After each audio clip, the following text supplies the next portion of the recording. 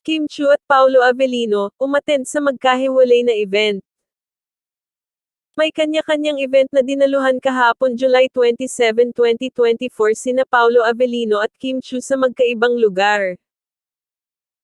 Si Kim Chiu ay dumalo at nag-perform sa big event ng Bingo Plus na Carnival Day event, kung saan ipinakilala siya bilang pinakabagong endorser Bingo Plus. Nakasama rin niya dito sa nasabing event iba pang mga mahuhusay na performer sa industriya ng entertainment.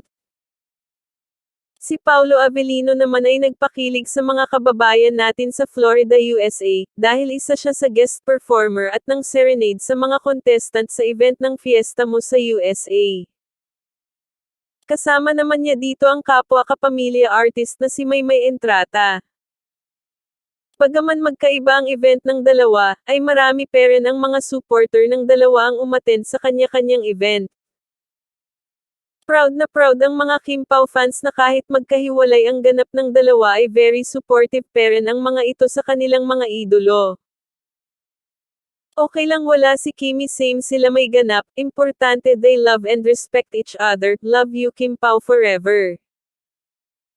Excited naman ang mga Kim Pao fans dahil sa August ay magkasama na ang dalawa sa ASAP Natin 2 na gaganapin sa Toyota Arena, Ontario, California this coming August 3, 2024.